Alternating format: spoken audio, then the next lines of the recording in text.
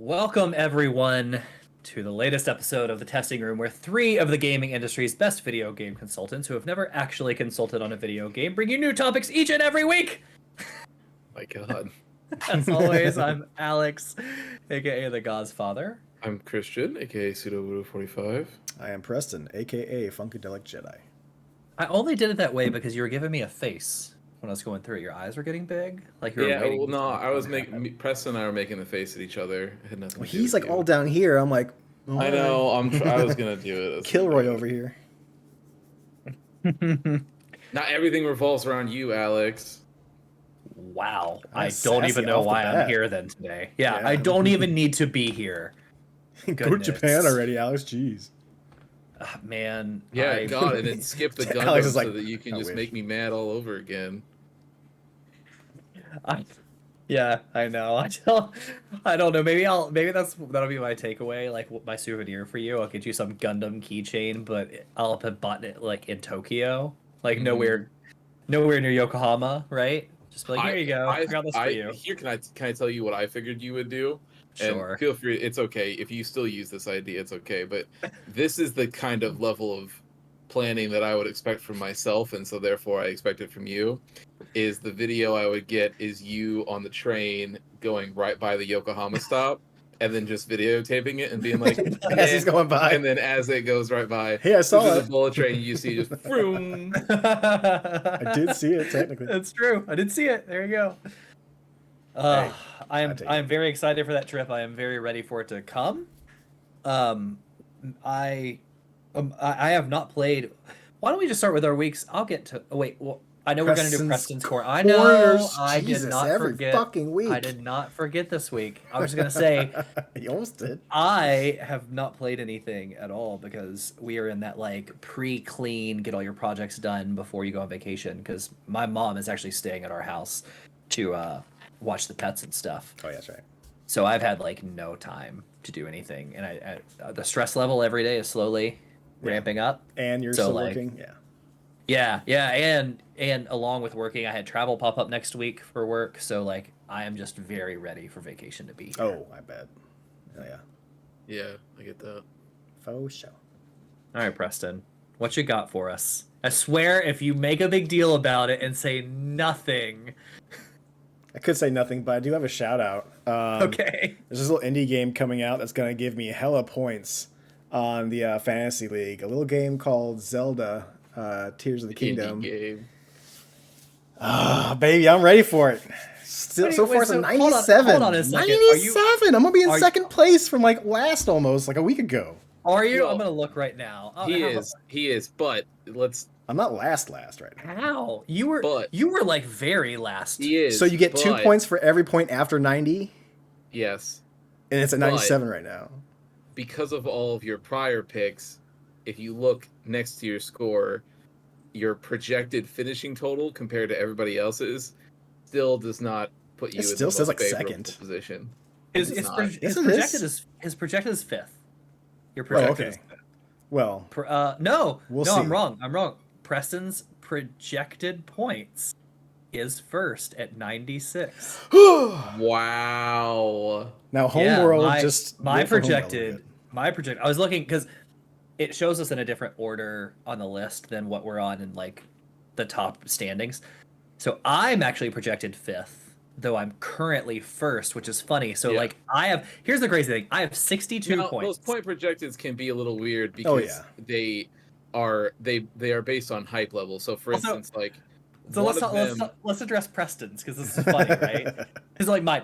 So I am currently first at 62 points. Yeah. I have 6 games left, and Yeah. they coming out, and they only project me to get 71. So I'm only getting at 9 points, according to the hype, right? Preston, however, is projected first with 96. He currently has 6 games coming out and only has 6 points. So Yeah. how you're gonna make up those like 80 something 80 there's 90 point difference. I have no idea what that and he still has a couple counter picks that aren't going to be nice to him once they. Homeworld's not going to be great. I can't remember my other one, but I'll be Yeah. fine with that one. I But would we'll see. I would, Here's the thing: is yeah. that with our league, it is important to note that whoever comes in last this year will almost assuredly be playing and doing a full written review of fucking Redfall of all games because it is sitting at Yeah. a Going down. 59. Yep. Going down every day. Yeah. Yeah. So What a punishment. Preston, that 97 is a great score. Yeah. Jedi Survivor did you favors, got you some 15 points. And then next month, Diablo What do you have 4. next? Yep. Yes, you do have Diablo 4. Now, that one can go either way still. It can. I think we'll be right. I got a couple of He's biggies. positive. I'm still waiting on Hellblade 2. I'm still waiting on System Shock, which I don't think are going to be game busters, but I did go with a couple System Shock, I think, will be. I did go with a couple of indies, like Cocoon, which is like I think this is the Limbo team or the Inside team. I'm not sure. Like that, I think it's like the creator of Limbo that went off and did looks- his own yeah, game. Own of course, thing yeah. before Inside. Okay. So I have a couple of small indies and open roads that I'm hoping like are kind of indie darlings, Yeah. if you will. That's Yeah. what I'm banking on. I got a Devolver game in there, so I know I'm banking on that one being a little bit extra. Mine are all gonna Yeah, be but hitting you the have- back you have- half of this year. I say your Devolver is Angerfoot, isn't it, or is it Bomb Yeah. Rush Cyberpunk? Angerfoot. Angerfoot. No, I thought he has Bomb Rush Cyberpunk. I have both of those. He has both. Bomb Rush Cyberpunk is going to absolutely clean up. I really fucking hope so, because if that game doesn't do well, I'm gonna be sad in two ways. Yes, I know. Yeah. Christian is sitting at a gentleman 17 points, still higher than Preston. I am sitting at Gentleman you had- 17 points. However, all of my games are in the back half of the year. Dude, I was including- gonna say, you had Atomic Heart, which people expect to do well, did not get you much. No, it did not do me Um, any favors. Yeah, but then you have Tekken 8, you have Hades, dude, Hades 2. That's gonna not be a big even one. fair. Yeah. Hades Alan 2 is Wake gonna be 2. big. Alan Wake 2 and Tekken 8 are all Yeah. three of them going to Tekken's give gonna me be good, some nasty points. Yeah, you actually, a few of you have gone pretty stacked. So it's interesting the way this league works, and I think we should change rules next year. Currently, Whatever, yeah. for those of you that have no idea what the hell we're talking about, I think we've briefly talked about it. We have. Essentially, if you like fantasy sports, this is fantasy sports for nerds, where you can draft video games, and based on their scores, how many points you get. And there are like regular games, there are expansion categories and remake. The only rule we have is you have to fill out your 5 counter picks, and counter picks can only be selected from the games that other people picked. So they thought they're going to do well, and you think they're not. Mm-hmm. However, and I think that rule's great. I think we should add though next year, you have to fill out the entire thing because Asking so hard. but no, it's not. It just means you're gonna the entire thing win. What do you mean? like every game, because you could go with some bangers and fill out your counter picks and do well, whereas like you don't right now have to fill out every regular slot. You don't have to fill out every you new game don't. franchise slot. You don't, but you will automatically lose, right? So like, and we knew going in that there was going to be some people who would not participate all the way. So like, and right now we only have like 1 or 2 people I think that are very clearly not Pay attention. playing anymore. So those people are just going to de facto lose. Why Like, would you and lose? Not getting points. You're not getting points. Right, but that doesn't necessarily mean you'll lose. Like, if you got, like, 4 or 5 bangers and filled out your counter picks and did well, if you're actually not having everything filled out, you could do okay, because if, Regardless, those people will be disqualified. We're not going to let them... Okay, so are we expecting, though, then you have to fill out everything? Yes. If you fill out everything, you have to fill out everything to be counted among the final thing, and I'll just remove those other people from Because the I league.3 think that was explicitly stated, and I thought it should be. I think it's much more interesting. I think it's much more interesting when you get... Because Preston, I still have 3 slots left. Preston has quite a few. You have 7 slots left. Yeah. To fill. And I think that's interesting because there's so many of us and so many games, it forces you to pick like random games you've Not to never mention even heard like, the of. budget you have as well, because That you could can't go just anyway. get whatever you want. You have to like bet on those afterwards. And so- bid against other people. against And them. you sometimes, like in Preston's case, right, like he still has like a solid, like basically 6 months worth of, well, let's call it 4 because you would want ample time to announce your game, but 4 months to fill out any of those other picks. So he can be waiting till maybe like a Gamescom. This is time what's of happening. year, I'm waiting right, for to- June area where they do all the big announcements at the E3 time frame, to where it's like, here's all the games that we didn't know about that are the ones that we do know are coming. Because if you get somebody and the game doesn't come out, isn't that like a negative point value to you? If like you like, oh yeah, I think this game's gonna come out this year. So if you get a counter pick and it doesn't come out, you get 0 points. And if you it's don't your fill out your actually you counter both get pick, 0, right? yeah, and if you don't fill out counter picks, then like if you leave those blank, if you don't go back and do them, they give you like a full -20 or something like that. Yeah. That's the only thing that gives you negative. Yeah. Like it's actually good. So I picked a couple of counter picks because you had to pick some in the beginning, right? Yeah. So I picked Spider-Man 2 and Black Myth Wukong, and Black Myth is not coming out this year, so it's 0, which is great because that game might be good. Saved yourself. But I was like, I had slim pickings on those games, so I was like literally same with Spider-Man. Right now, you're hoping for a Q1 push. It might make Q4, but I'm hoping for a Q1 push. Yeah. You should. Yeah, I am. Yeah. So it's interesting. It's fun. But I am currently in first at 62 points. I don't expect to stay there. I don't know though. I have some good picks coming up. Here's the thing in this league. First is fantastic because we have a little prize that we had decided on that whoever first place gets. But the real thing is as long as you don't get last, don't be last. Yeah. Everyone's a winner except for last place. Yes. Did you? I forget what was the prize for the winner? Me and one of the other people, we'll just any game off your wish list. Oh, I gotcha. Okay. Between anything, I just can't remember. You'll just get it. The other thing for Preston's Comment Corner is a quick shout out. Friend of the show, DM extraordinaire, and also guest host sometimes, Jakey. The podcasts that he had, the Two Worlds podcast and also Anime Boys, they just released merch. They did. So you can head over to their social medias and grab some. I have the tank top and a shirt coming because I couldn't decide between which one I liked. I'm waiting on a hoodie. So yeah, do the shirt right now. Yeah. I was thinking about it, but I was like, I have so many hoodies and it's getting like spring, summer, so I'm not gonna wear it. So yeah. But yeah. I saw the yellow shirt and I was like, that color's not for me. I would like a shirt, but I also thought like I'll probably wait till I get back from Japan. Yeah. There's also they have plenty of different colors. You just have to I saw blue on there, which I liked. So yeah. Very nice. All right. Let's do it. Let's talk about our weeks. I was gonna start, so I'll start anyway because mine is very easy. I continued to try and play Jedi Survivor. Oh, you poor man. You poor man. You're still further than I am.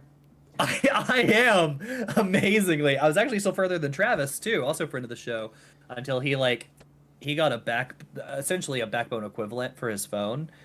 And he's like, oh, I played a couple hours on the computer, and he's like, you know what? I'll lay in bed and try out this controller. He's like, I ended up playing till 3 a.m. So until yesterday, I was further ahead of him too.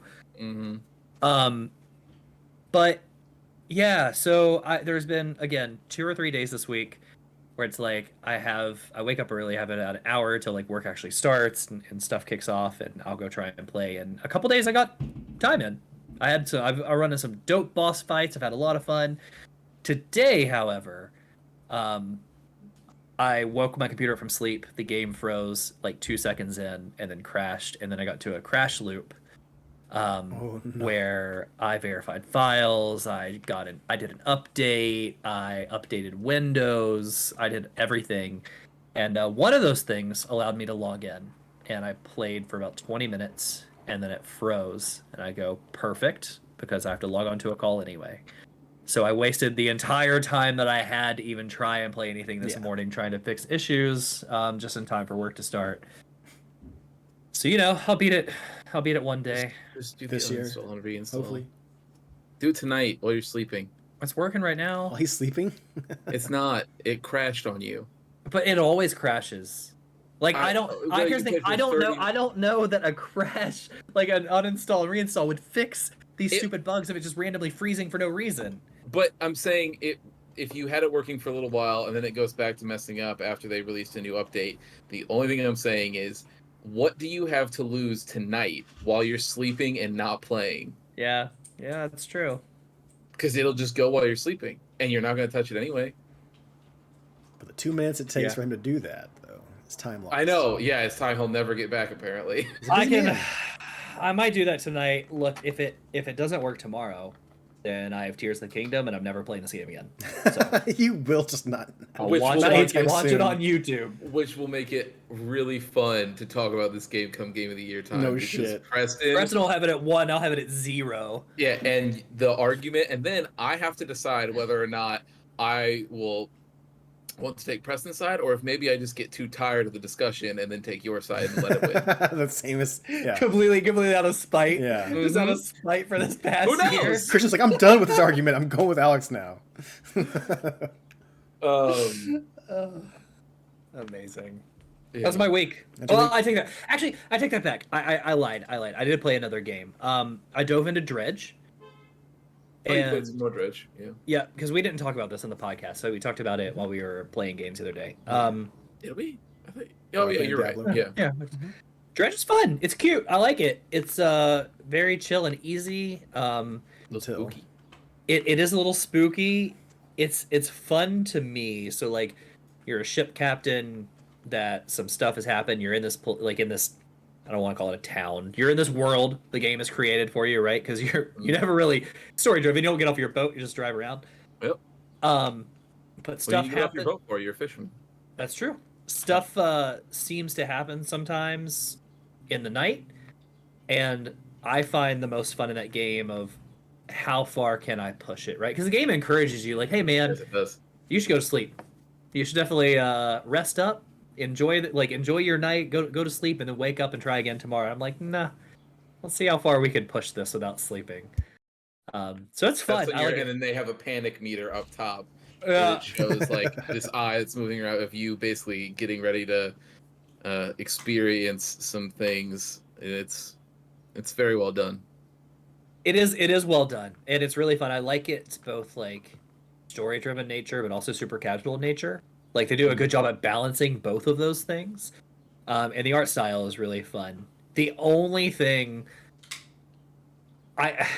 it's not a critique. It's just something that I'm working on is balancing the storage management, right? Because you only have so many things to store, and like you have to balance how many things do I have? Because I need like a fishing rod for this type of fish or this type of like environment or whatever.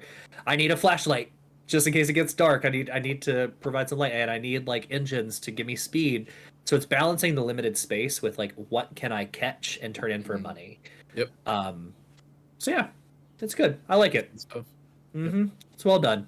It's another good example of a polished, simple indie game that can just nail Exactly what it's going purpose. Yep. Yep. 100%. So that's my week. Pretty easy. Okay. for. I'll go next because I know Preston probably definitely had one longer than me. I'm still playing Trails of Cold Steel 2. There's that. Nothing more to say on it. And then I have been getting back into Final Fantasy 14 heavy. Not that I ever, a game that keeps on giving as far as I'm concerned. But What made you get back in? And not say anything about it. new patches coming out. Okay. And You told me. huh? I did. You told me. We talked about it in the group chat. You said no. I know the patch is coming out. You didn't tell me like, hey, I'm going to be playing today. Oh, I absolutely did. And there's a text message to prove it where I said I'm getting on today, and if you have nothing else going on, Do remember hop that. on with me. And you said I would love to get on with you, but I cannot right now because I'm going to be working, and honestly, I'll be pretty busy Was that today? this coming week. No, this was like 2 days or 3 days Yeah. ago. Oh, okay. I remember that. I was like, did I Yeah. say that today? I was No. Jesus. okay. Yeah. It is a.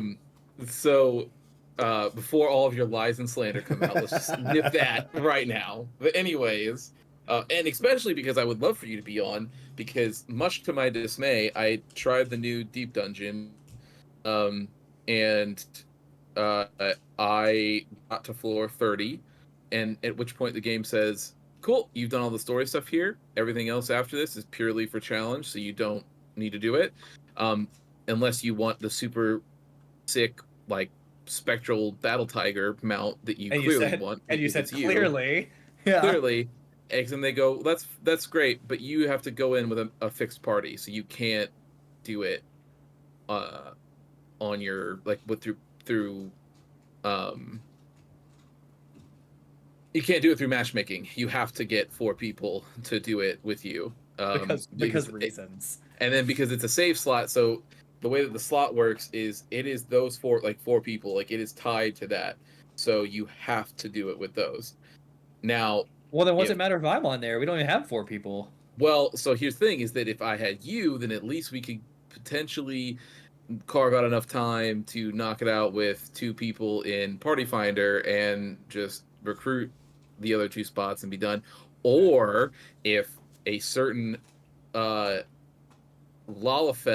who should not be named, that is supposedly be playing the game, Alex. Oh yeah, I don't know what he's doing. Probably playing other shit. Playing other shit that's not as important. So if he was playing the game he's supposed to be playing, then we only have to recruit for one other person. But let me ask you a question. Let me ask you a question. There's one other person on this podcast. Are you so desperate? And then all of a sudden we have 4 people who could be helping me get the. No.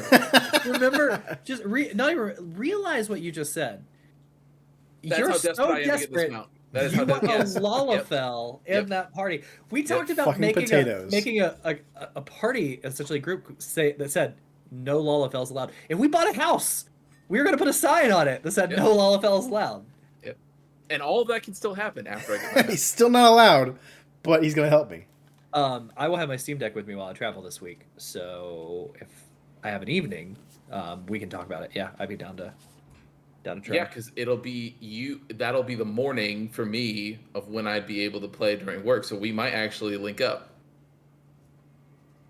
No, not when I'm in Japan this week. Like when I'm working. When I'm still in the U.S. I see. Oh, right, because you're not bringing your Steam Deck to Japan. Correct. Yeah. Correct. Yeah. No, when I'm traveling this week. At first, I was surprised because I was like, I mean, if you really want to spend your nights in Japan playing 14 with me, I'm not going to stop you, but I don't know that'll go over very well. If I'm going to spend my nights playing Final Fantasy 14 with anybody, it's going to be with a bunch of other Japanese kids in some sort of like LAN bar. So sure, yeah. So I was upset about that, but that's okay. And then I've been doing the new Tombstone event to grind out some of the rewards from there. One of which had Alex very upset because the amount that he spent on this very podcast, he had talked about his trials and tribulations to get it. However, I do have a story, a quick update that I would love to share because I think that it is the funniest thing in the world. I found out today that mount has been available through other means for actual years. And that you did it. So do you know the Wondrous Trials notebook? Have you ever experienced that? Mm-hmm. Yeah. If you do it and get like the 3 rows on it or whatever, you get one of those little gold commendations, turn it in for that bad boy, and you could have done it solo dolo for years. And I was thinking to myself when I saw it, and I said, that is why so many people are not doing that stupid ass event. They don't have to. Because they don't have to, and they haven't had to for years. So and for those of you at home, when I was telling Alex originally about this, when I was saying like, OMG, the new fucking event thing that's running is offering this mount, that is hilarious. I'm just going to go get it this way because it's a million times easier. And Alex was like, I'm not even upset about other people having to have it, but it just makes me mad that I went and did it the other way. So long, I'm going to change my name to I got this mount the real way, the hard way, whatever it was. But I think the addendum should be, I did this the dumb way. Because I did not know it existed through the other way. Yeah. So frustrating. Ugh. Yeah, I found that out today. Literally right before when I sent that text being like, I have an amazing story for the podcast, it was me finding out. Because I was like, I wonder what the rewards are for this. I've never looked. And then like I clicked on it and I was like, oh. There's some other the frustrating thing too is like I knew that thing gave you mounts because I've looked at doing other stuff. There was something I got in one of those treasure dungeons that you can like sell, right, for quite a bit of money. And I was like, okay, well, I know there's one more mount. So I looked at the elephant mount, right? You can get that elephant mount that's like really special through doing the same thing. Yep. So I knew you could get other mounts, but I never took the time to see like what mounts you could get through it. So stupid. So, and with that, that's my week. I could have soloed that in like a week. You could have. Oh. Mm-hmm. So, Instead of waiting for random Discord pings that'll never come. that took me like 2 months. Yeah. It was insane. Yeah, and you played a lot. Yeah, even worse, like I just left it up a lot. Like I didn't even play. I And just then left wait it up for and an alert stared. and then sprint to your computer to start playing. Cost you electricity. Just to get a couple hits on it to inevitably die and not get the full amount of currency that you needed and be mad and then wait and redo it and all that other stuff.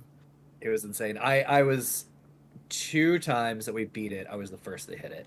Because as soon as I saw like 10 people, they'd be like, "Oh, when are we gonna go?" And as soon as somebody would be like, "How close are we to readying?" I would hit it first because that gave me an automatic 2 extra. So yeah, hey, I have it now. It's what it's. And you know what? I have both. I have the regular Ixion and the Flame Ixion, so I can stunt on all them fools. It's fine. That's I true. can just bounce between Yes, them you whenever can. I want. Mm-hmm. I absolutely can. So stupid. It's okay. All right, Preston, how was your week? It's been good. Not a super lot of playing. Jedi Survivor, I played a little bit more. And still enjoying that a whole lot. Not much else to bring up outside of, Scuba Stev struck again. Apparently he's on all planets. I found him today. Did ya? He's Yeah, hilarious, for the isn't first he? time. Yeah, He's fantastic. For the He's first a time. wonderful character. Fucking love him. Every planet. Insane.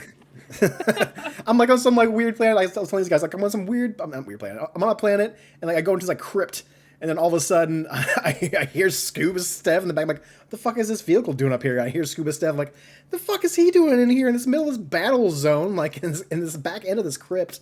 I'm like, okay. Apparently he's in every level. This is gonna be fun. It's crazy to me where I found him and where like the fact you found him much earlier, because when I found him, it was in an area unlocked like way further in the story on a planet we've been on before, but like I'm much further than you, right?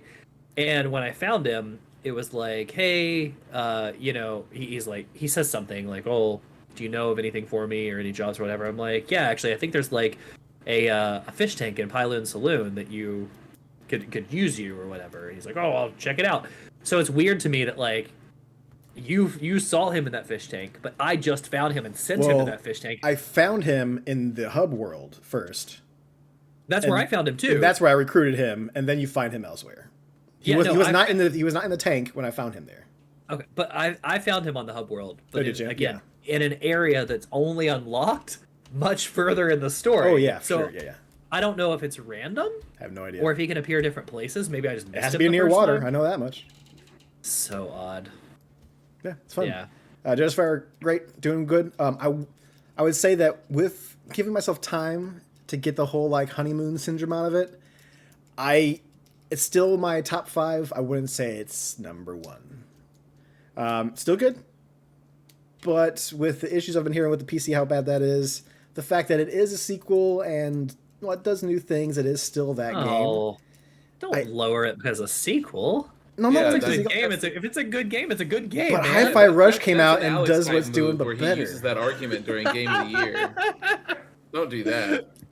But Hi-Fi Rush is good. If it's a good game, it's a good game. I don't think just because it's a sequel. No. I'm saying like, but it's still. I couldn't agree more. It I sounds like this the next first episode one. should us be I like the revisiting second this one. Game of the Year list. But there was no first one for Hi-Fi Rush. It was first of its kind, and that got me a little more amped about it. But we'll talk about that later on in the year, at the end of the year. Yeah, but you said 5. What are the other 3 between Hi-Fi Rush and? Well, I was just saying like that would probably be it'd be in the top 5 of like I could say top 3 right now probably, but yeah. Oh, okay. Yeah. Yeah. Tomorrow another it may actually drop again. Yeah, good. Who knows? Yeah, I could. My PS5 version could crash like nonstop. Like, okay, fuck this game. It is now. Oh, I meant more of Tears of the Kingdom, but yes, your Oh. PS5 version could definitely crash. I will actually probably be awaiting for a while for myself doing Tears of the Kingdom. Okay. Alright. It's a lot of games coming out, and I know it's going to take a lot of time. And I got Diablo coming up soon too, so and Street Fighter. So I don't have as much game time as everybody else. So I don't give myself enough game time as everybody else. So Okay. I also have not had a lot of game time. It really seems like there's only one person on this podcast that doesn't do much work anymore. That's Now that I hilarious am considering that I'm a well, full time. That's hilarious because considering while Preston and I were working, we have both seen the same Steam pop up of you launching Jedi Survivor 150 times in a given day. Yeah. I think it's really funny that is coming from you. It's not. Yeah, but here's the thing. And you just said that you spent 2 months grinding out a mount the stupid way, by the way, on Final Fantasy 14, and you want to have the audacity to talk about work? We're talking about practice? You talking about practice?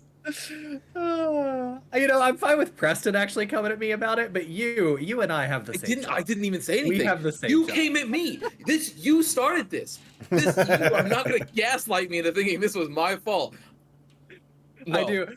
That pop-up you've been seeing on Steam is probably me logging in over here while I'm on my work computer. Mm-hmm. Just seeing if like I launch it, if it crashes, and go, yep, still broke. Just wanted to know. Yeah, just want to see.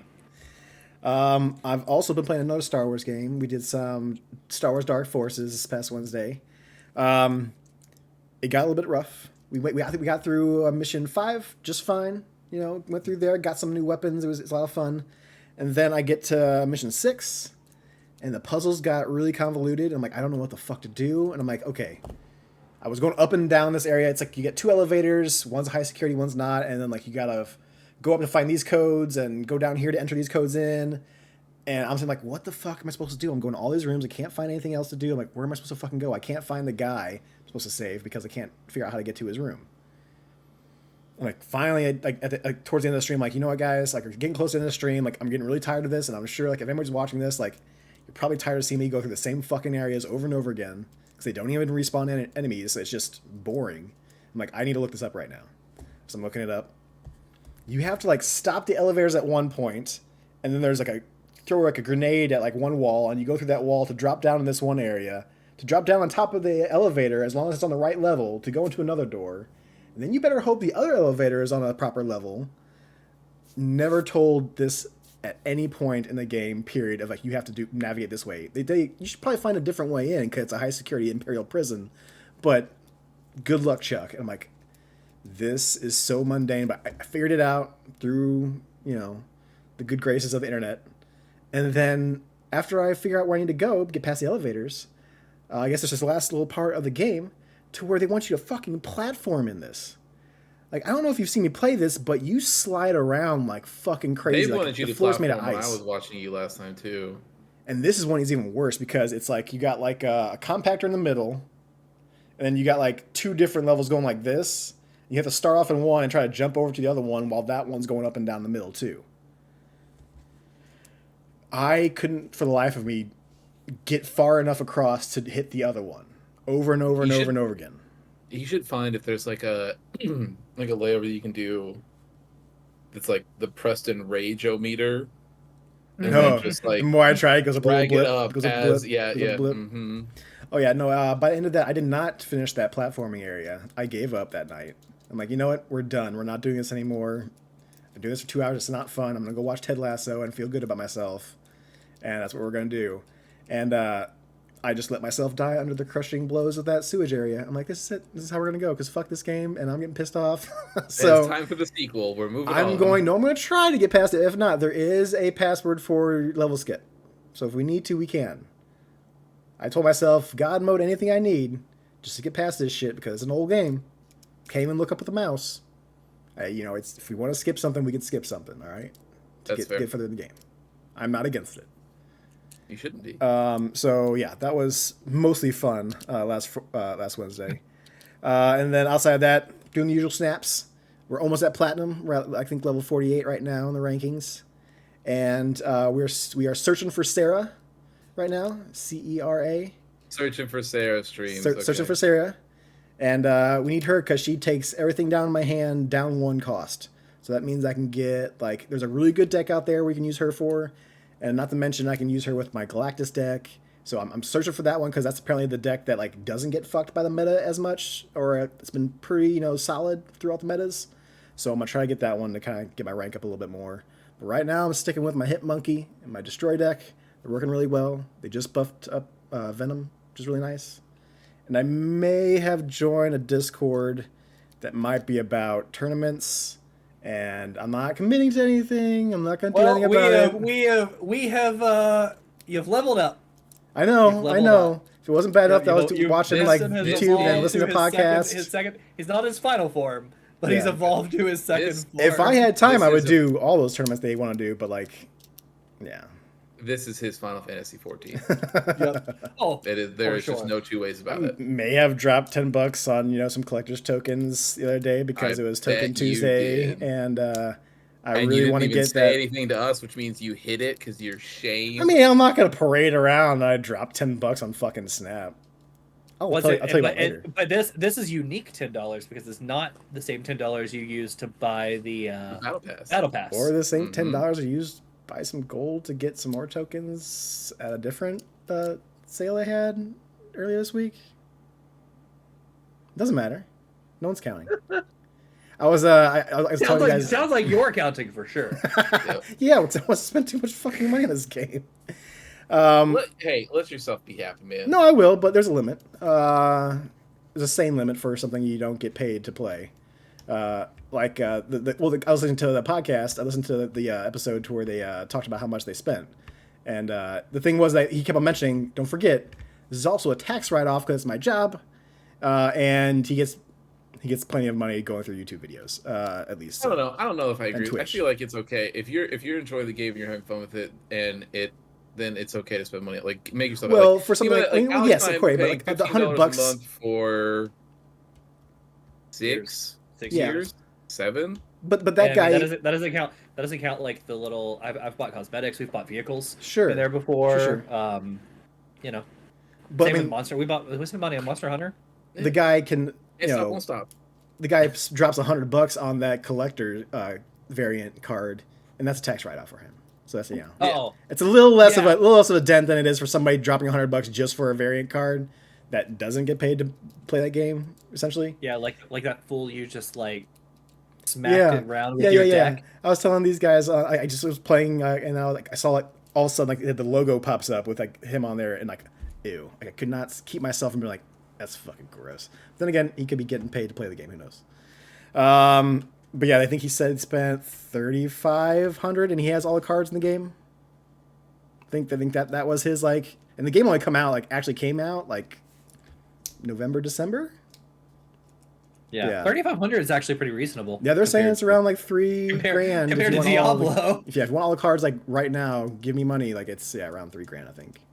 So it's insane. Yeah. I'm not paying $3,000 for that. I'll just wait for guards. It'll let me enjoy the game for a lot longer if I'm getting cards. Preston's final form will be a GoFundMe. It'll be just a goal. My Patreon. $3,000. Yeah. My Patreon for snaps. Get all of these special cards before they're gone. Help me get the cubes. No, I've been doing good, having fun with Snap. I will not be doing it. Oh, I guess it doesn't matter because this is coming out afterwards. But yeah, I'll be skipping a Snap Sunday because I'll be gone off the weekend. But I enjoy those Sunday snaps. Do join us on Twitch. I have a lot of fun with those. And we actually get a handful of people because most people are just hanging out on Sunday mornings anyway. So it's a lot of fun. Alex will post something on social media to let the people know. I will. Yeah, I've been joining the last few weeks on Sunday Snaps. It's been fun. Yeah, Sunday's been a lot of fun. So looking forward to more of those. Other than that, no other games. Again, like I said, I mentioned I was watching Ted Lasso. I don't usually talk about shows unless it's the beginning or end, but I will mention that I am getting really tired of watching the progression of Nate, as you guys have mentioned, predicted was probably going to happen, to where he's gonna get bombarded by the positivity of Lasso and come back around. But he's getting the girl and everything like that. I'm like, I hate everything that I'm watching right now. Like, nothing is making me like Nate. And I can't think of anything that could happen that would make me like Nate. I'm far too vindictive. Let me ask, because I know where I understand the vindictive piece. But Preston, you said nothing that Nate is doing makes you like him. Is that because he's not doing anything likable, or because you're just bitter like Christian is about what happened? Because if it's the bitter piece, I understand. No, it's also the fact that he is just making him. They're writing him likable. He's being a complete dickhead. Like, I don't want to spoil anything for people who haven't watched it, but like, the kid just ignoring him and like all this kind of shit. It's like, what the fucking asshole. Yeah, but you're talking like it's been a few episodes. Like Nate. That was his past episode. he did nothing unlikable in this episode. In fact, he did something super quote unquote heroic, if you will, when he went out on a guy's night. What? Okay, so you actually are not caught up on the latest episode then. You mean the episode that came out today? No. Yesterday. What is today? Yeah, yesterday. Comes out on Wednesday. Oh, sure, yesterday. Yeah. About someone's. It It's about someone's. About someone's sexy it video. It actually comes out on Tuesday, by the way, not Wednesday. Oh, I thought it was okay, Wednesday. all right. Yeah, so it's been out for 2 days. Yeah, that one. Okay. Either way, 2 days. I'm It's pretty not sure. the Memorial Month, but no, I have not Okay, seen it. so Preston, you're not caught up then to the latest episode. Okay, so the main episode that I saw, like the main overall arcing plot, would be that somebody's sexy video got out, right? So you're an episode behind. Yes. Am I? Okay, I thought I was caught up. No. I You're apologize. Okay, so I actually disagree. I don't disagree with the feeling towards Nate because I agree. Like you hurt somebody that was a treasure to this world, right? I do disagree with people saying they're not writing him likable because I actually think they're doing a lot to make him likable, and they're doing some smart things to make other people around him more unlikable. Yes. So for sure. they're doing a redemption arc well. I just still don't care. love it. Yeah, Right. I mean, but still, like even so, like he just seems to be like I haven't watched the new one obviously, but it seems to be like he does something like being an asshole like every episode. I see the conflict they're writing in there. I see the conflict within him that he's writing in there, but I do not see anything of him that I find redeeming. I think there's 4 more episodes left. I think your opinions will start to change this episode. So watch this episode. Okay, all right. My problem is that they're never going to get me to care about some edgelord loser who spits on a mirror to himself to hype himself up to be like, get it together, you know, like That's Allie too. She's a bunch of other expletives that I won't say on here, but Yeah. you know that that's what he's saying, and then he goes out and then does the thing or whatever, and he's like, hell yeah, and then like gets all fucking weird, and then they turn around and expect us to feel sad when somebody's mean to him or whatever. It's like, just, I think we're starting to see less of that Nate, right? Because like yeah, I think my problem is that because it, and I would be okay with that if he had not, like you said, hurt somebody who's a national treasure. Yeah. And so for me, I'm like, you suck, and also you hurt somebody who does not deserve to be hurt. You could have picked anybody else, and it wouldn't have mattered. You picked the one person, and so now me as being bitter, like I'm just, there's nothing you could do. You could save a whole truck, or you could save a whole box of, you know, puppies and kittens from a truck that's about to run them over. I'd still be like, way to go for doing the bare minimum, Nate. I think they understand, as writers, I think they understand that, and I think they're going to use that girl he likes, as a way to make him realize how shitty he is. Probably does something shitty to her, yeah. Yeah, it's good. It's fine. I mean, the show's good. He's fine. My favorite part about the show, honestly, this entire season, is watching the emergence of Roy and Jamie, because they turn Jamie into one of the best characters. Roy's been great the whole time. They turned Jamie around so much. Jamie's so good. They made Jamie turn around. He's very good. However, every single episode where he gets more and more better, I'm like, this is pure fantasy. There is no athlete that would be this forward thinking and progressive outside of maybe like, and even sometimes not, but like maybe LeBron would be the closest thing that you could ever see to somebody this forward. But most, 99.9% of athletes are never going to be like, he is like philosophically preaching about like certain like people's rights and stuff, and I'm like, that's very correct, Jamie. That good on you for saying that. But this is not real life. So your opinion will not change after this episode, because they actually tackle something in this episode that I thought was an interesting choice. Because as soon as it starts, I was like, okay, I think it's a weird time to introduce this with like 3 episodes left. Like, I'm not sure how you're going to handle. I'll be fair. Or to be fair, I thought it was 2 episodes because I didn't realize there were 12 this season. I thought there were only 10. I was like, this is going to be a weird thing to tackle in like an episode. And you actually saw part of it at the end of the episode you just watched. Right, which is what I figured. Yeah. Between Isaac and Colin, right? Yeah. So they tackle that. They get into it deep this episode in some interesting ways. Is it still a problem today? It is, and that's it. It's interesting. I liked it as a whole. I think there's still some things could have been done better, but Jamie is still like to your point. He's Completely fantastical. Yes. Completely fantastical. Yeah. It's great. I'm again, as far as a character is being written is concerned, absolutely bang up job. But I'm like, dude, you are in a different universe in a different time period that's not right now. Yeah.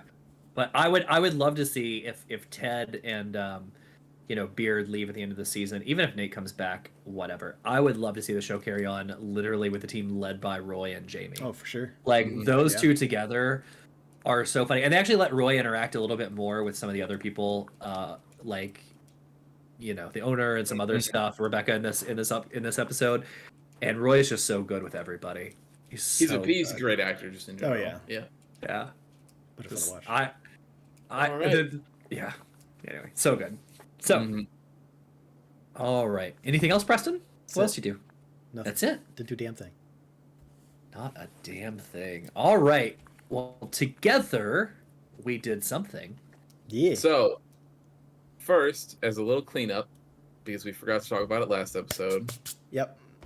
Before we talk about finishing Diablo 2, you guys experienced something else that is, I would say at this point, is one of the giant myths around that game or that series in general, because they did something like that and started here, and it has been a thing. But you guys experienced the secret cow level. Yeah.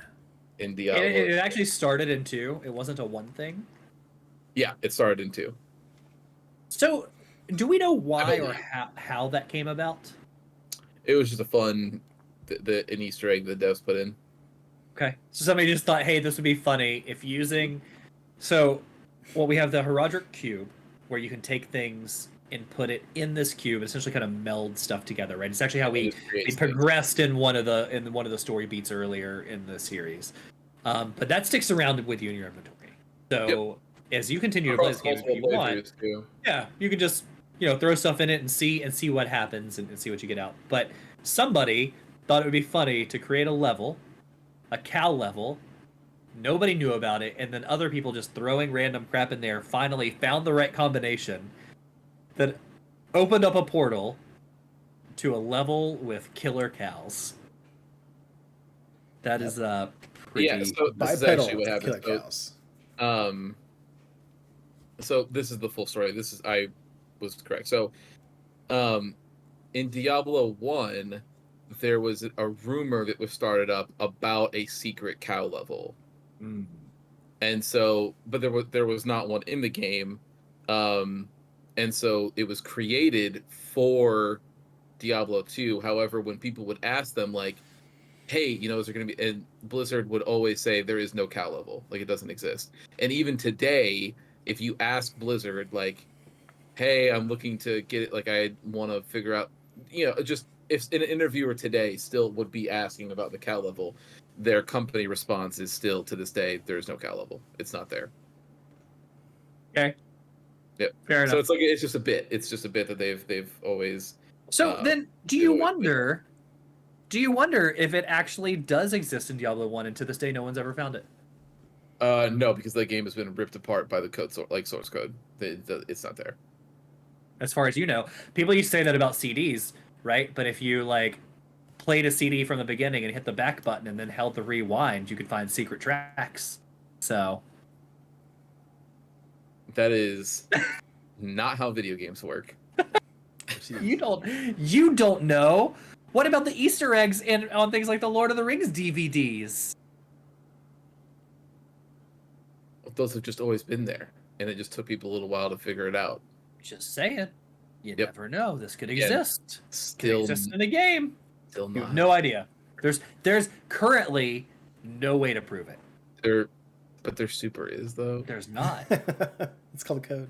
Can you prove it with the code? No, other people already proved it. So in this moment in time, it is essentially Schrodinger's cat, where it both exists and does not exist, all at the same time. Not true. It is true. Schrodinger's cow level at work is available for you to go observe right now. There's no way to know. There just is though. There's no way to know. Yeah, there just is. Anyways, Either way. so what did you guys think about it? I had seen it in. Yeah. I've I've seen it in Diablo 3. There's a similar thing in Diablo 3. Yeah, I mean, like, what I mean, I had seen it too. Is just like because it's been out. I mean, the game's been out for a decade or more, right? Like, I knew it was a thing. I had never experienced it myself. I thought it was funny. I thought it was interesting. I think the lore behind it is more interesting to me than the level actually was because, like, at the time we experienced it, I'm still not like super fast or like the most powerful thing on the planet. So everybody else running around that were like barbarians or other classes were just kind of like tearing through crap before I would get there. So I was more fascinated by just the story of like somebody found this, you put it together, you go in here, it's a cool thing to experience. More than getting in here going like, oh wow, because I got in there, I was like, okay, I've seen it. Like, that's the best part about it is that it's clearly some employee from Blizzard just saying yes, moo in different inflections. Yeah. Moo. Yeah. Yeah. The whole and like, but like not even trying to imitate a cow. Nope. Literally just saying Just moo. saying moo. Yeah. Moo. Good. Yeah. So that's fun. What about you, Preston? It was funny. I've heard about it before. I played the Diablo 3 version of it. I'm sure I've seen the cow. I would definitely have seen the cow level. I know if Adam has showed me the cow level way back when. Sure. So I'm very well aware of it. It's fun. And don't you get like there's like decent drops that happen in that level too? The drop rate for rare items is like massively. That was a good reason to do so. It's nice. But yeah, no, it was very funny. I remember like we started it up the other day to play the last act.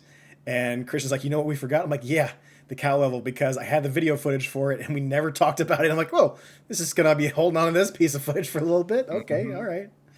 But yeah, no, we'll put the footage down below that way. With the cow level, how did they introduce it in 3? I forget, what were the steps? So 3, the thing that they did was everybody on the launch of Diablo 3, everybody complained that the game had a very muted and bare color palette from what they had, like what people had shown. Like it was a lot of blacks and grays and browns, and it was just there's a lot of. I remember the first couple acts were a lot of cavey. Then you went to the sewers until you got into Act 5. It was pretty dark.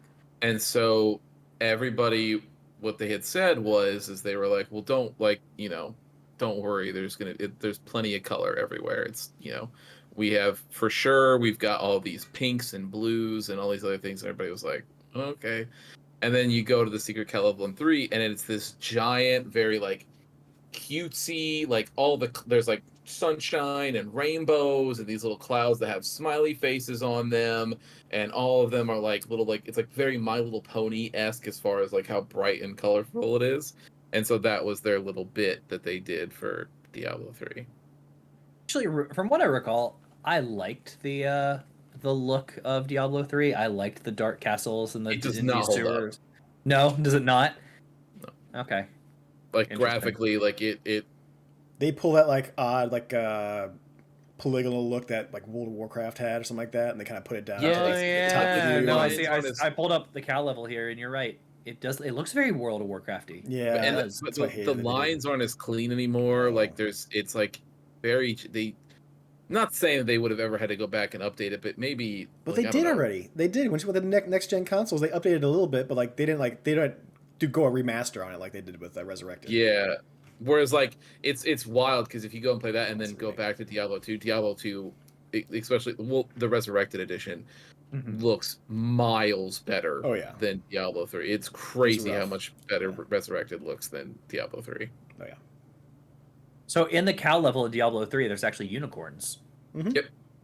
So it's not even just a cow level anymore. No, it's like like I said, they changed the super joke. Happy, goofy level. It's supposed to be super happy and colorful as sunshine opposed to rainbows and Diablo. Yeah. Interesting. Any guesses on what the 4th one will be? Clearly, they'll have it. I don't know. I'll be very interested to see if they do have it.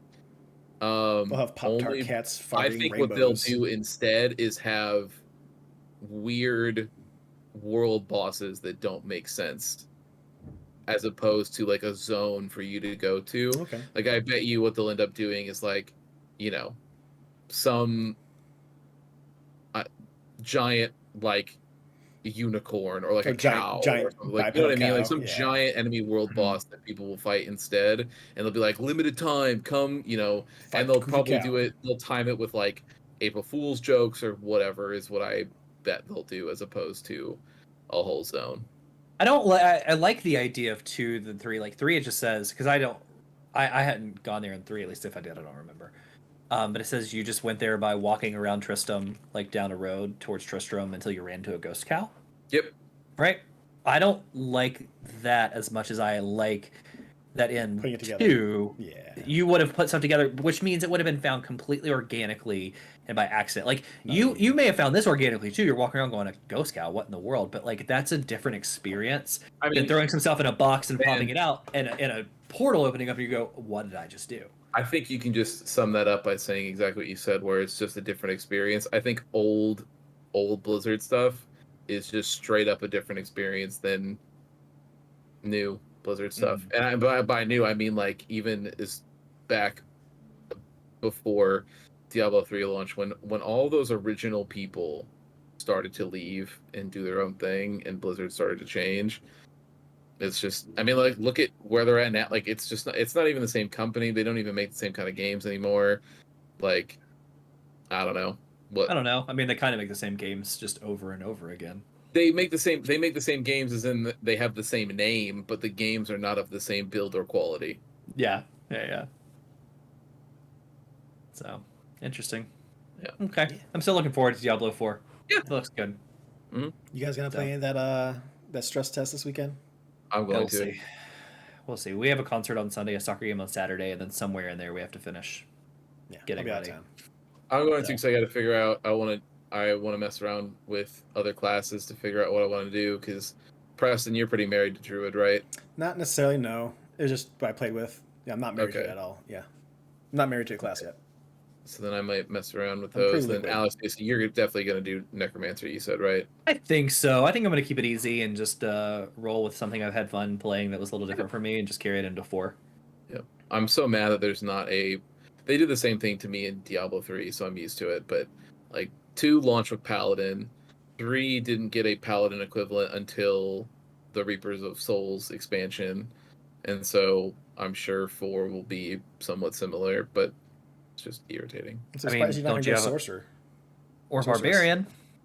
Sorcerer was fine. I just did. It wasn't. It like when I got finally towards the end, it sort of felt. It wasn't very satisfying to I play. gotcha. Okay. So that's my point. I might try Barbarian or I might mess around with Druid. We'll see. Who Okay. knows? I'll Yeah, figure mess it around out. with those. See if you like one or the other. Yeah. I'm fluid. I can play a lot. He can play whatever, although he does like turning into I'll bears. probably get it on PlayStation 5, and I'll probably get all the characters leveled up anyway, so it doesn't matter. It's true. Yeah, get another platinum going. Hell yeah!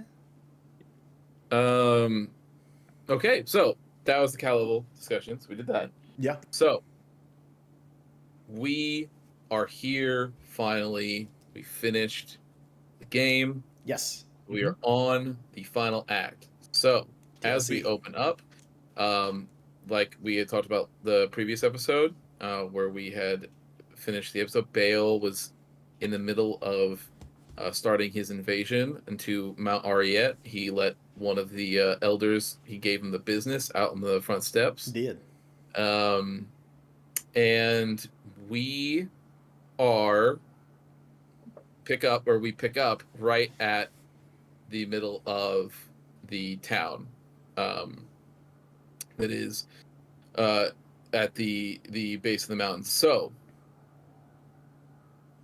as soon as we come in, they basically let us know that all of the elders, save one, a rude fellow named Neelathok, who has nothing but horrible things to say to you, no matter who you are or what you do. But they let you know that all the other elders, while Bale was coming, sacrificed themselves to put a giant ward around the town so no demons or anybody can come in.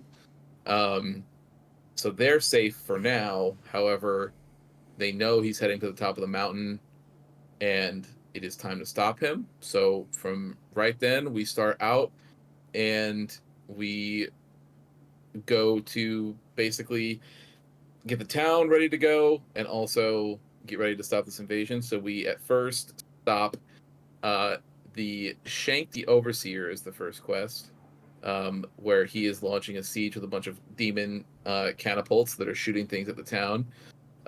So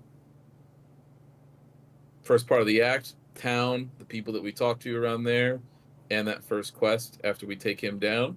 What are we thinking? Preston, go first. Liked it. Like leading up to it, especially, we got a little bit more of a color change. Still a bit of brown at first, but got a lot more of that snowy, hilly, mountainy area. I like that a lot more. All the enemy designs are brand new. All the enemy designs are brand new. You got a lot of these, like, the dude looks like, what was his name? It's not Bebop and Rocksteady, but it's the two other guys from the Turtles movies. It was Toka and Razor. So Razor, the turtle, but those guys kind of look like Razor, but he had the spikes on their back, and they did this weird thing to where they put their hands down and tentacle thing came out, went into the ground, and came out at you. And it took me forever to figure out what the fuck they were doing, because you would see them like you're on like a plateau or they're on the other side of like a wall, and you're seeing them just do this thing into the ground. And you're like, what the fuck are these guys doing? And then you notice they're hitting you because you don't see the shit popping up behind it. And they can use those to augment other enemies around them, so they can hit other enemies with them, those like little whips, and then it will make them exploding enemies all of a sudden. Oh, so yeah. This is the first. So that's the other thing too, is that with these first batch of enemies that we're fighting, we're noticing that enemies can now combine or buff other enemies around them, which was not really a thing before. Yeah. But no, I enjoyed the progression. I enjoyed the different variety. There are some levels that we went through that. No, there was some. I think there's just one level that we went through that there was a certain spots I didn't like, but I think those are more. They did it on purpose, and we can talk about that when we get to that level, I guess. But like the forest area, there were certain spots to where the trees just blocked your view of your characters and everything. You're like, what is that? But they usually didn't last too long. Yeah. But it wanted to make you feel like you were in a forest and it was hard to see. But I'm like, fuck you. I need to see my character and what's around me and these little fucking imps I can't see behind the trees. So. Yeah. Yeah. Enjoy it. I liked it too. I would say it was probably tied. 4 and 5 were probably tied with my favorite environment. I think they did really, really good. I liked the idea of just the way they had it set up, like everywhere is trenches, and you had a bunch of like wood that was cut down, like you know, made the little like battlements and stuff to keep people out. I thought that was really cool. I thought it was interesting that you saw the barbarians like fighting, and if you went over and you assisted them, if you went over and assisted them, like they would kind of walk around with you and just fight until they died. Would use barbarian skills to do their thing. Yeah, I thought that was an interesting twist. I thought it was a good little touch to be like, hey, you are in the middle of this battle. It's happening here right now. I liked the new enemies. I liked the destructible environments that they added, which is really cool. So like if you want to get through here, you got to break down the door, but also like you have to manage that somebody could be on the wall hitting you, and you need to do it quickly and so on. As much as they were a-holes, I even liked the little like imps that could hop on the back of other enemies now and ride them. And shoot flamethrowers. They were terrible enemies, but like they were really cool additions. I think I died the most on this act, mainly due to those fucks like getting me stuck in a corner on those places with destructible walls. Like I can't get out of here, and there's flamethrowing you. Like whatever, I'm dying here. It's fine. Yeah. No, I liked it a lot. I thought it was a really cool environment. Like I said, I think it was either tied, probably with number 4 with my favorite look. But I definitely thought it was more immersive than the others, because of everything that was going on. It was like current, right? We had finally caught up, and everything was happening in real time, which I thought was really, really cool. Yeah, for sure. For sure. Okay, so I agree with what you guys said. For me, I'm trying to like put it in when it launched, and then like my thoughts going back to it now. So, it still remains in the place that I had it, like when I launched it, which is I don't like it as much as 4, but it is probably firm number 2, as far as like my favorite zone. It's very cool. I like that it's very clear that the invasion is in the middle of happening. Like there's no, like. To your point, Alex, like we're here, like we've caught up. There's no, everything is present. There's no like viewing things in the past, right? So, and part of that is that as you're running around that main environment, basically everything is straight. You are just running up this mountain essentially. Like there's no, like special thing, or you're not going all these different directions or anything like that. You are just going forward essentially, which I think helps sells that. And then you're also, as you're running around, you're seeing like all these invasion portals that you can go into, and as soon as you go into it, it is just straight up a direct portal to a more spruced up version of hell that we had seen in Act 4. And so it's clear that Bale is just like, open these up, let people come out. I don't care. Like, go crazy, but I got something I'm trying to do, so you guys just, do the invasion thing. Like, go nuts. So I think that stuff is really cool. So then with that, we go right into the next quest that we get after we kill him, is that they tell us that there's a bunch of soldiers that have been captured by demons and put basically like in these little prisons around in the next area. So we run through, we free them, we send them back, and as soon as we do that, they let us know that there is one of the sort of main people in the village that is in charge of, she's the granddaughter of the potions lady, essentially. Her name is Anya, and she went missing. She was chasing after Neelathok after they had some sort of a disagreement, let's say, about certain things that we'll figure out later. And so we're supposed to chase after her. We're supposed to try to figure out where she went, and Neelathok's missing too. He's gone. And so as we go to meet up with them, we basically, as we're going through the area, we find this frozen cave, and we get down to the bottom of it, and she, being Anya, the person that was there, has been trapped. And what she does after we free her is she immediately lets us know, not only did Neelathok do this, but he has betrayed the entire town, because he gave an ancient relic that basically gives Bale a free pass to just go straight to where the World Stone is, the summit of Mount Ariet, for free. Like, no, there's nothing crazy that happens. And he did so in the promise that Bale would spare the town, even though, like, I think we talked about this before, but in my opinion, and we can get to it when we get our opinions, but in my opinion, it's just like the dumbest thing for any character to believe, especially somebody who has the title of village elder. Like, Yeah. Mm-hmm. it is just so stupid. But she, after we free her, lets us know where he's at and where his hideout is at, and that we need to go and smoke him, because she is not under the impression that Bale has the relic just yet, and that maybe if we get there in time, we can just take it before Neelathok hands it over to Bale. And so she opens up a portal directly to where his lair is at for us. We run through there, and that boss fight was certainly something, because what we find out is he is a necromancer, just like Alex. And he summons a bunch of minions, sends them after us, and then afterwards detonates their corpses for a bunch of explosion damage that wiped out a ton of Alex's little army that he had going, and there was all sorts of stuff that ensues there. And after we kill him, he basically lets us know that it's too late. He's already handed off the relic to Bale. We didn't talk about this at the time. We'll stop there, but yeah. We didn't talk about this at the time, but how is he a necromancer in the land of barbarians? That is just where the barbarians came. Like, that's where they come from, but it is not the only thing that's there. Like, they're not the only people that are there. Like, people from all over the world can come and live in Mount Ariet if they so choose. Okay. It's just interesting that, like, Neelathok as a necromancer would become an elder in a land that just seems to be kind of like overrun with barbarians, right? Yep. I mean, think about one of the other, like, there's people that, and it's never explicitly said what other specializations any of the other elders are. We just, you just assume that they're probably, you can assume that they're barbarians because of, that's where they come from. But you would assume there wasn't going to be any necromancers around, because, like, as I'm running around the little town and I run into an NPC, one NPC is like, ugh, a necromancer, and like spits in my general direction and was like, hey, we don't need you here. Go away. So it's Yeah. just like, oh, okay. They just really, just barbarians is Yeah. all that is.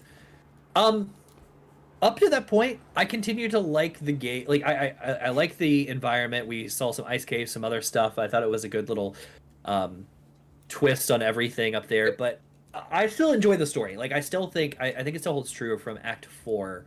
As soon as we hit the portal in Act 3 and we fight Mephisto and we're chasing Diablo, I think that's where the story kicks off. I think it was a little slow leading up to Act 3. Yeah.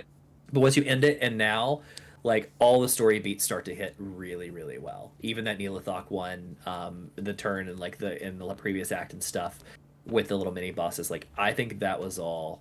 I think it was well done. I like the Neolithok thing. Yeah, I think this act had really good pacing as far as like we were going through it, like the way it felt as far as timing wise, did a very, very good job with this act. And maybe it being a DLC standalone kind of thing, that probably helped.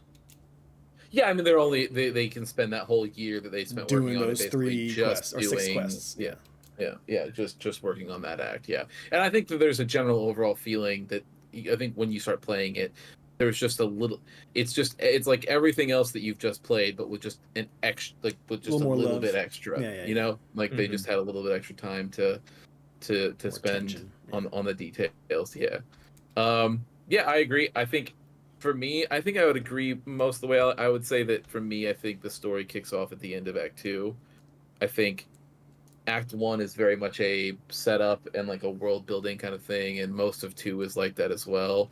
But I think as soon as Tyrael enters the scene where he comes down, he's, holding Marius and yelling at him for being a dumbass, and then Bale and Diablo are sitting there fighting with Tyrael and like trying to stop him from using his sword and all this other stuff. I think that's right when, from that moment on, even my misgivings about Act 3, I think that as soon as that moment hits, is when the game is like, okay, like we're gonna just be throwing story stuff at you, because Act 3 opens right like with you, like Diablo's right there in front of your face, and leaves a bunch of demon spawn behind. So I think all of that stuff is.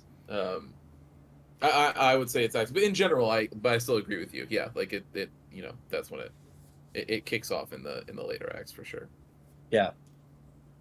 Which didn't leave much. I mean, once we fought Neolithok, we were kind of on our way to the end, right? Like it did not leave much to do after that. So basically, what we get told after we kill Neolithok and we come back and we let them know that the relic was already gone and given to Bale, then the people in the town basically let us know, like, okay, well, you're gonna have to go through the trial of the ancients then, like. It's the thing that has guarded the entire world stone before, but you're supposed to be able to use that relic to just go right past those guys, but you're not going to be able to do that. You have to prove yourself in the test of the ancients, essentially. So as we get to the top of the mountain, we are basically on this plateau that's got all these giant statues and sort of this ornate design. I think it looks really good, by the way. That cool. Whole area looks really really cool in my opinion. Agreed. And you have these 3 statues, and they are of 3 ancient sort of barbarian warriors, and mechanically speaking, they all 3 specialize in the different skill trees of that the barbarian has access to in the game. So I think that's actually also a really nice touch. And so you fight them, and that one was we had. So what happens is your intended path through that is that as soon as you press the button, all 3 of them come out, and you're supposed to basically try to focus one down and then just go down the line. We, because we had Alex with us and his little army, actually had a really easy time of doing that, because his army kept the other 2 busy long enough for us to focus on the guy who buffs them. So we took him down, and then we took the other one down, and then as I affectionately referred to him as the spin to win man, we saved the last. Which is just the barbarian skill whirlwind, where they just spin their weapons around and you just hit everybody in like a little tornado. And so we saved him for last, and we got through it. So we're what are you guys thinking about? I personally think that is a really cool part of that act because it helps. It's like an ancient lore thing, and they do a really good job of explaining all that stuff. And the fight is really cool, and the zone is really cool. I think everything you said is true. I think it's really cool. It looks gorgeous. I like being up on top of the mountain and looking down, seeing the town, all of that. I liked the fight. I thought it was all good. With that being said, I made my feeling known that I thought it was goofy that they're like, we're trying to chase a demon or a devil, like a primeval, into this place, and those three. What I imagine happened is we ran up there, and they all three wake up, and they're like, whoa, whoa, whoa, whoa, whoa! You don't have the thing. Like, you gotta fight. We're like, guys, like, we're going to chase this primeval. He walked right past you, and one of them is like, he does have a point. The other two are like, yeah, but like, we have to test anybody that comes up here. And it's like, yeah, but he's chasing. And I'm like, yeah, but I'm chasing. And they're like, what I explained to you, though, but rules is rules, and we got a job to do, and you woke us up for no reason. So, like, you are under the assumption that these are three people that have complete free will and are just hanging out in the statue, when in reality, that is not what happens. It's just the essence of these warriors that they're here for one. They don't. You're not talking to these people. No, I like to imagine they're just like three Casper-friendly ghosts that just like wake up and pop out of these statues. Whatever you want your headcanon to be is totally fine. It's just for the sake of this episode, that is not the case for everybody listening. Just so everybody is aware. Yeah, it's just because on the outside looking in, you're just like, man, there's so much more important stuff than fighting you three. Like, even if what you said. These three are like, you don't get it, like, you're gonna die. It's like, well, we're all gonna die, so at least let me go in there and see what I can do. Yeah. But with all that being said, like, the fight was very well done. I like the environment. I liked all of that too. What about you, Preston? Where you at? Yeah, liked it a lot. I thought it was a very cool, interesting idea too. Like, you're going up this top of this barbarian location mountain, and you have to fight all three different versions of a barbarian, which is like the dual wielder, the two-hander, and the guy who's doing the shield and the sword. And I was like, okay, that's kind of neat. It's like, going through that. I thought it was a nice, fun little idea. Yep. Very Lord of the Rings feeling, that little small area. It did, but what does it say that, like, a paladin and druid and necromancer just came out there and, like, whipped up on three barbarians? Like, should you guys even be able to protect Nobody's ready for hammer time. And nobody else could take down Diablo or Mephisto, and we did, so, like, who cares? Like, we're pretty much like superheroes. We're just special warriors. Well, then maybe there should be three statues with our essence at the top of the mountain. It probably is at the end of the game. Who knows? No, but yeah. So then after that, we run through. After we finish that test, they open the way for us. We run right through, and we are at the Temple of the World Stone. So this is the final zone. So we're running through, and Bale's army is just all in here. They just every single nook and cranny is covered by. Before we went into that, like, stop me if I'm going a little too far ahead, but we saved that one lady, and she gave us special equipment that was like specific to us. Is that before this? That is, yes. One of the rewards was that we were able to personalize an item. Yeah, not just personalize an item, but she actually gave you an item, like, or a class item. Yeah, we got an item for your class. So I got the sweet, like, wolf helmet kind of thing. Like, finally something like for my class that's automatically given to you. That was a really good feeling as far as like getting that, like, as far as like your last act you're going through. Yeah. What you got that look on your face for, Alex? Did you not get something you liked? I got like a stick with 3 feathers on it.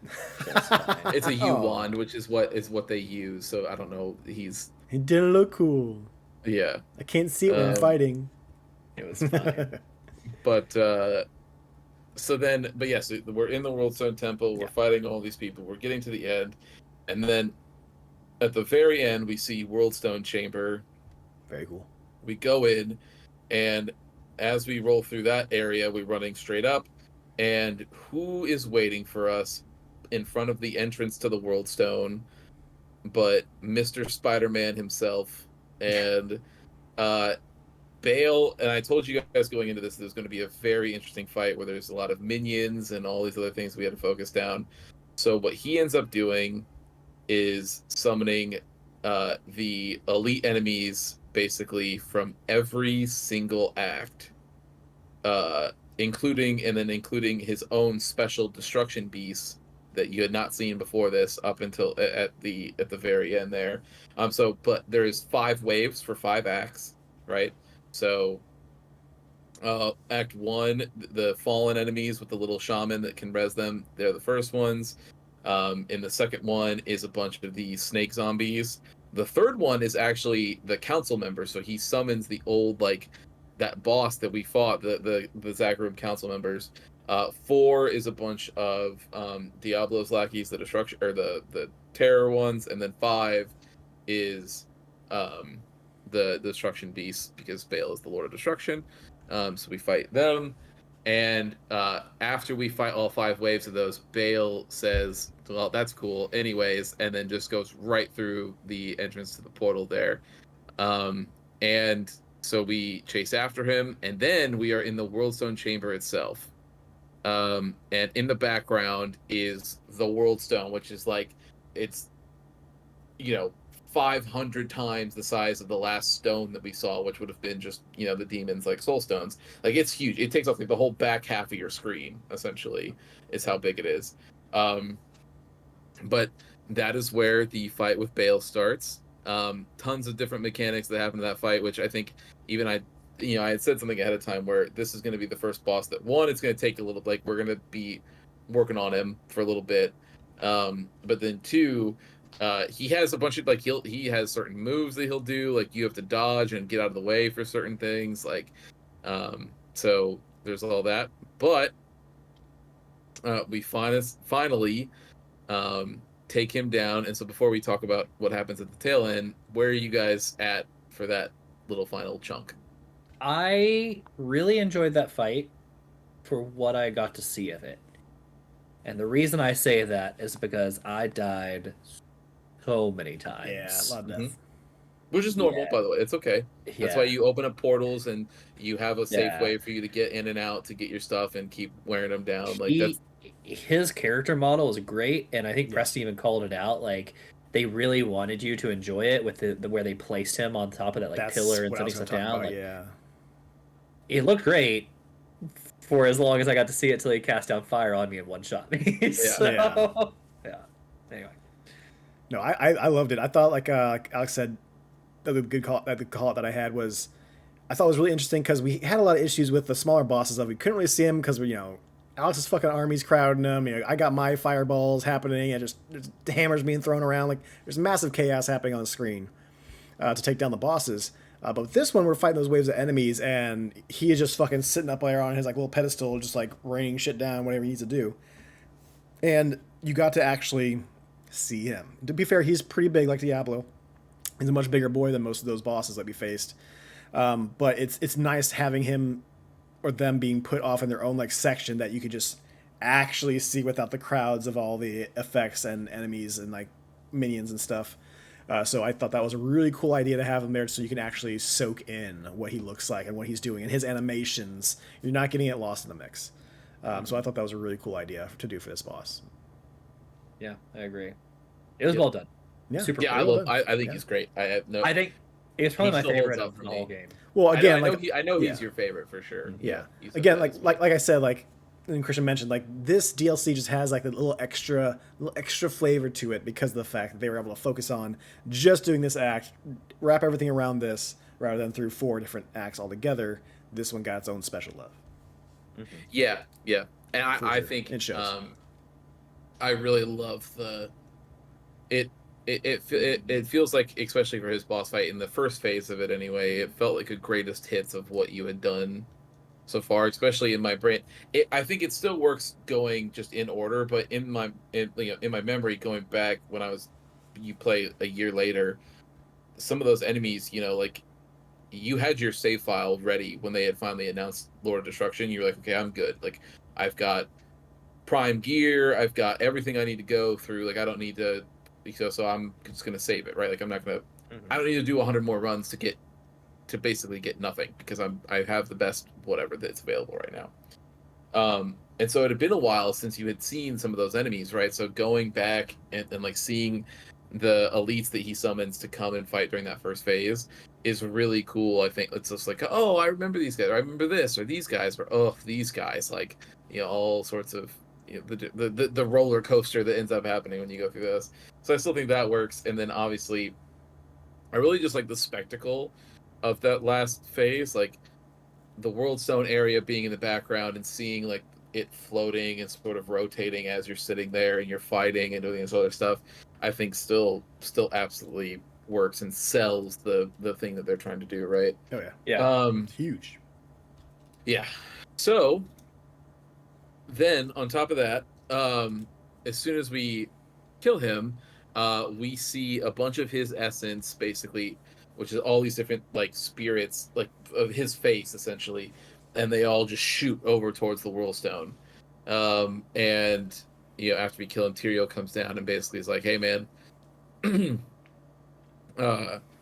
if he's already corrupted the World Stone, like his essence, he shot himself over there at the end of it.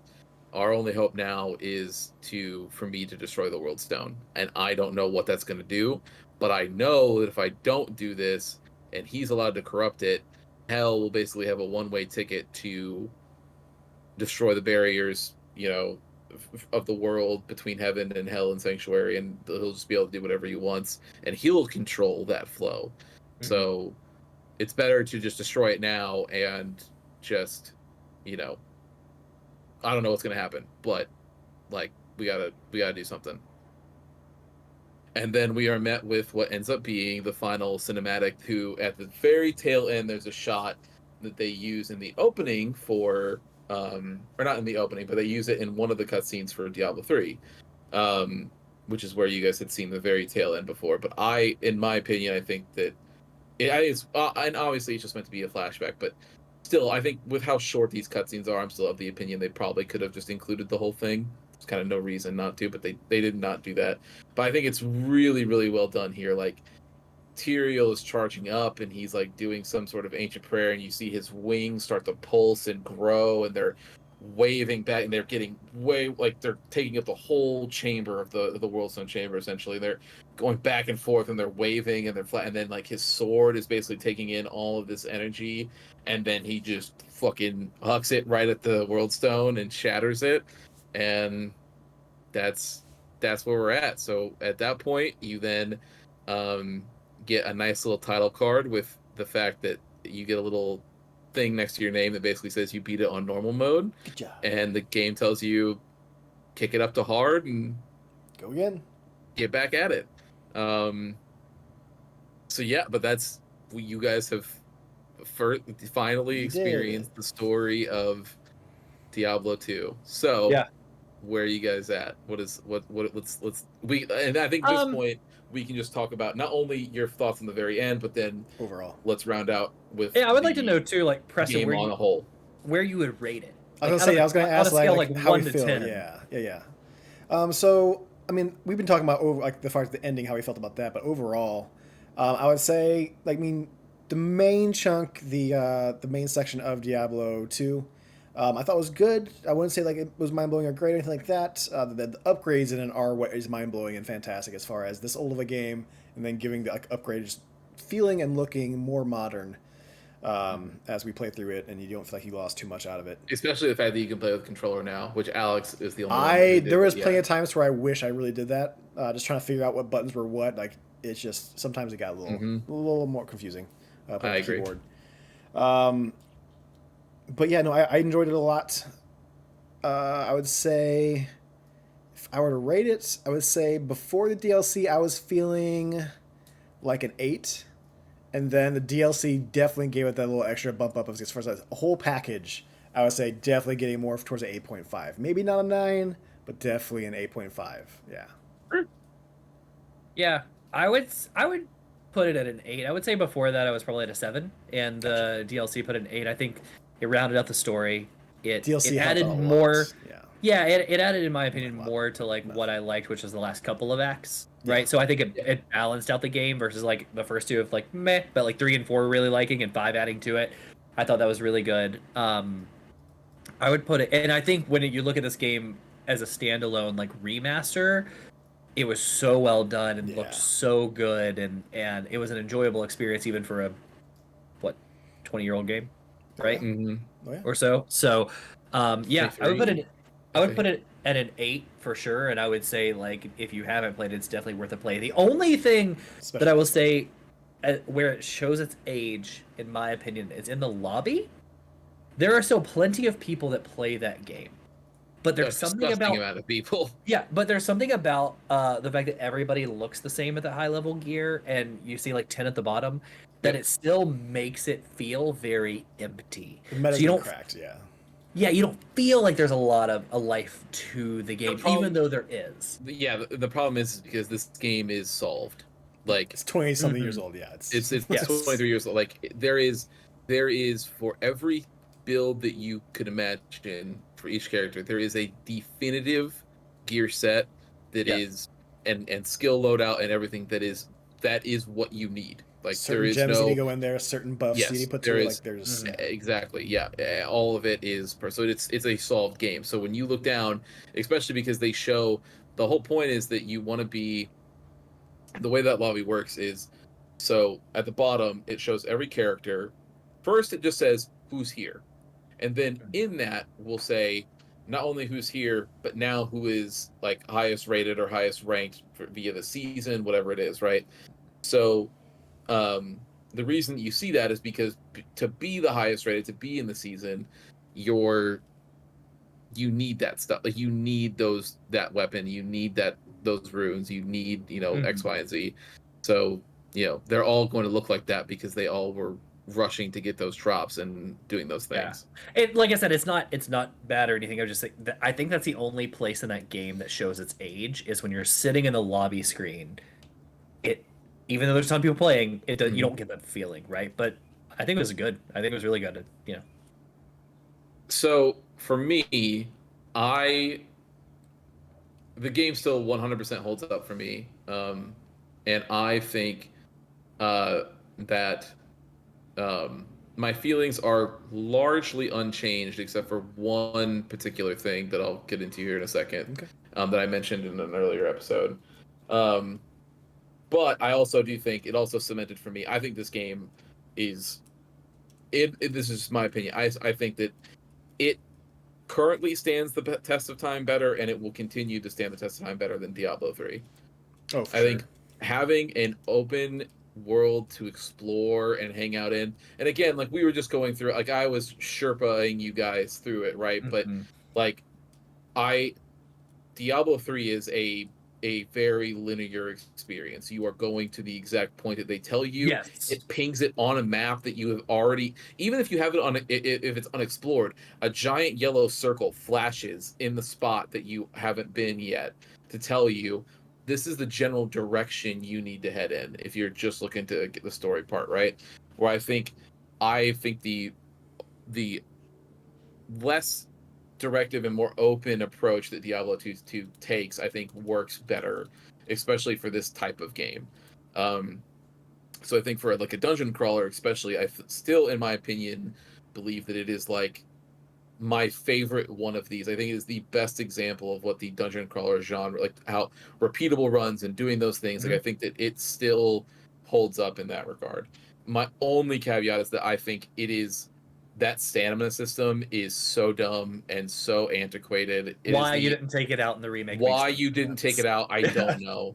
Or patch it out. Like it doesn't need to be there. Mhm. It's so useless. It serves absolutely no purpose, especially because you guys noticed the only time you bumped into it was when if you were like half the map away and you were trying to run to catch up to Preston and I. But before that, Yeah. like I said, right around like Act 3, it just disappears. You never see it again. But enemies will still drop random stamina potions and all this other stuff, and you're like, "What? I don't need this. It doesn't matter. My stamina never goes down." Like Hmm. it's just very it's my only complaint with that game. It makes no sense to me whatsoever. um but yeah, no, it had been a long time since I had revisited this game. um Obviously we made the joke, but the knowledge is still very much cemented in there. But yeah, I still think that it is one of the, if there's like I still think that it is an easy top 3 as far as the dungeon crawler genre. Oh, Like for sure. it Yeah. is up there. If somebody is like, "Oh, I'm really into dungeon crawlers," this needs to be on your list, I think, to play if you haven't played it already. I think it kind of becomes like the top crowning of its genre is like for that like that kind of game I personally type. would put it there, but I would Like understand it's if right some there with people- like Gauntlet Legends. Like you got like those Yeah. two right there for the top as far as if you want to explain that type of game to somebody and you can say that word, or if you got a new game coming out and you want to be like, oh, I got to play this new game. It's kind of like, and you want to say that genre, you'll say Diablo rather than trying to explain the genre kind of deal. Yeah.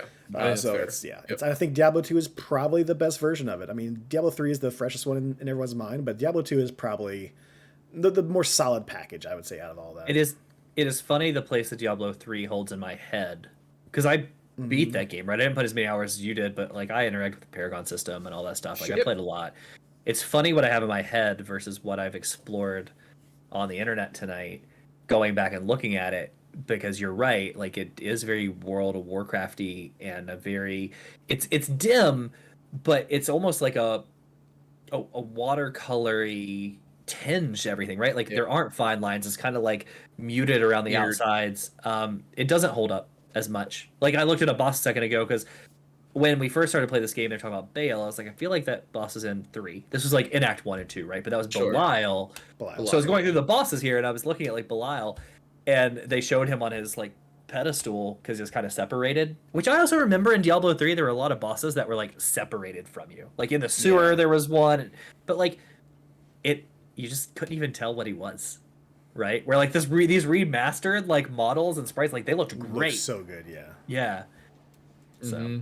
And I think it speaks to the fact that in Diablo 3, and this is just my opinion, but I think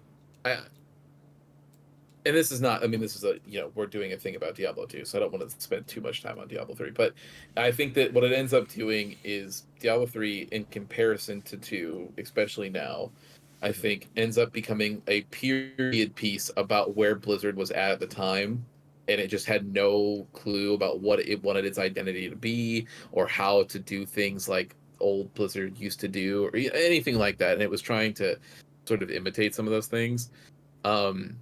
It's the Dragon Age 3 of its and the reason I say that is because even going through Diablo 3, if you look, there's only a few cinematics that are of the old Blizzard quality, but most of them are that old storyboard.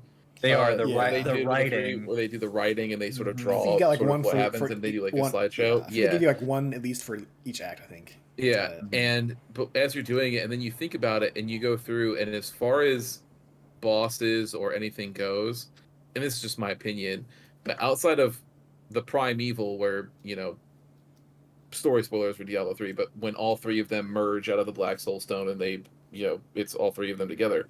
And some of the lesser evils are also shoved in there as well. So that's where you get all the other designs. Either way, because of that, I think most of that game ends up being pretty unremarkable as far as like things that you don't remember. Like, I think that the main stuff that you remember from Diablo 3 is the heaven area, because that part is legitimately cool, right? Like where you're chasing after Diablo, and him and Imperius are having the fight in front of the gates of heaven, right? And Diablo like shatters it after he beats the shit out of Imperius and stuff. Very cool, like so cool. That cutscene is etched in my brain. It's very, very good. That whole zone is very, very cool, and I think like that works. And then Malthael being one of the angels that changes sides towards the end for the Reaper of Souls DLC. Those are the only 2 bosses that I think even remotely stay in people's brains. But really, if you're thinking about Diablo 3, if there was a zone that I really remembered as far as an act is concerned, it's mostly just heaven. Because I remember that and the ramparts. Sure. Yeah, during Act 4. Yeah. Which then leads into the heaven part, right? Like that's you start heaven from that little after you end the ramparts area. But yeah, that's totally fair. Whereas I think on the whole, especially revisiting it, I think Diablo 2 it holds up way better in my opinion in comparison.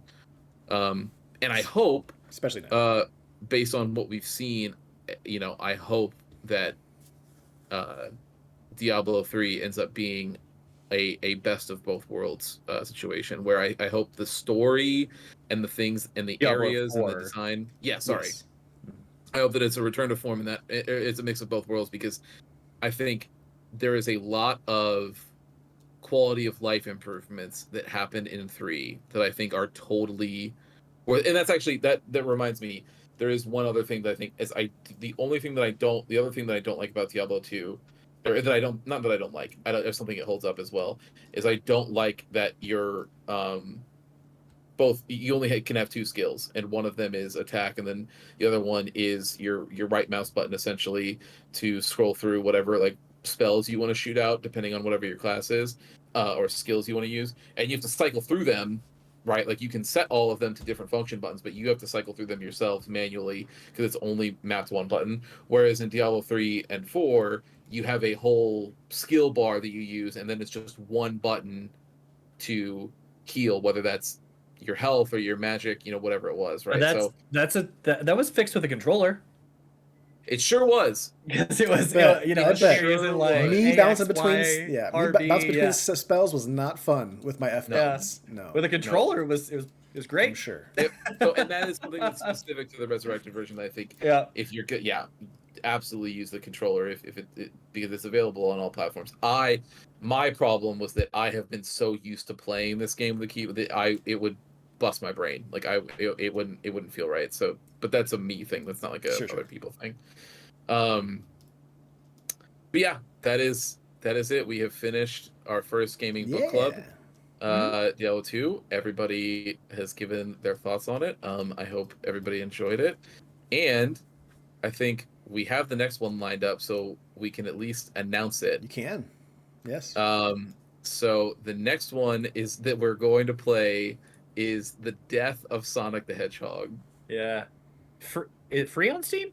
Free on Steam. It is free on Steam. So if anybody wants to play along, feel free to grab it for free on Steam. Jake. Yep. Play along. I know you're a big Sonic fan. You and your fucking Mad Libs. Let's go with this, man. Play along with us. True. Yeah. But it is it was a April Fool's game that turned out that Sega actually released and turned real. From what I understand, I hear great things. I have not looked at anything, so it would be perfect for this, and that will be just so everybody's aware, because of the length of it, that will be a one and done. So we are going to completely play through that game and then talk about the whole thing. Yep. As opposed to, it's not long enough to chop up into multiple episodes. Not worth it. Yeah. So. But there it is. We did it. We did it. All right. Fun. Yeah. Nice. Preston, do you have anything for us before we end tonight? Just kind of leading up to the Death of Sonic the Hedgehog. We will, since Alex is gone, we're going to have, there'll be this episode, there'll be a new episode of the D&D that we have pre-recorded already. We have that in the bag. And then we're going to have Jake on. We're going to have Jake on to talk about like collections. And then I'm seeing if we can get one more in there with a guest.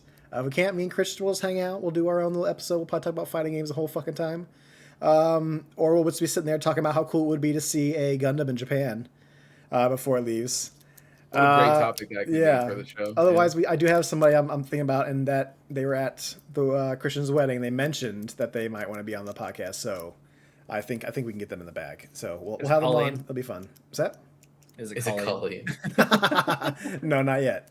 We'll have it on Wednesdays. Colleen will be on, and then all three of us will. The episode topic will be Alex's worst takes. Right? Alex has to be going. I was actually going to say, you know what? I will not accept any criticism from Colleen until she comes on the show. So there you go. Fair enough. You hear it, Colleen. Shots fired. But yeah, we'll be doing all that. Still, follow us on YouTube, or subscribe to us on YouTube so you get notifications of us updating. Follow us on Twitch so you get notified when we're live and streaming.